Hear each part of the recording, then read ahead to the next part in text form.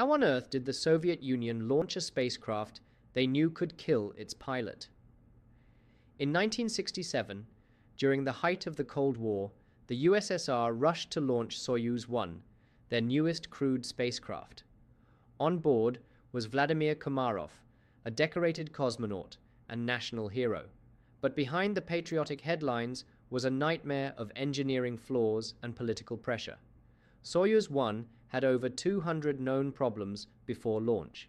Test engineers flagged critical issues, from unstable power systems to faulty parachutes. Even Komarov himself knew it wasn't ready. According to reports later released, he told colleagues he knew he was going to die, but he flew anyway to protect his backup, his friend Yuri Gagarin. The mission was cursed from the start. As Soyuz 1 entered orbit, one of its solar panels failed to deploy, cutting power by half. The navigation system went haywire. The attitude controls malfunctioned.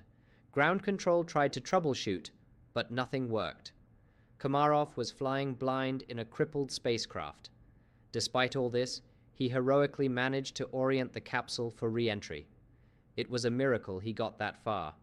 But then, final failure. As the capsule plunged back to Earth, the main parachute failed to deploy. The backup got tangled. With nothing to slow it down, Soyuz 1 smashed into the ground at over 600 kilometers per hour. Komarov was killed instantly. The charred remains of the capsule were barely recognizable. The world mourned, and the USSR held a state funeral.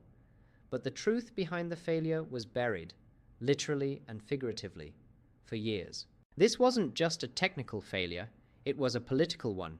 Soviet leaders were desperate to launch before the anniversary of Lenin's birth.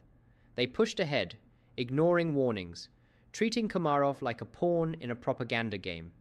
The Soyuz program was grounded for 18 months after the disaster, and major design changes followed. Ironically, Soyuz would go on to become one of the most successful spacecraft in history, but it came at the cost of one man's life. Vladimir Komarov flew, knowing he wouldn't return, not because of chance, but because no one dared to say no to power.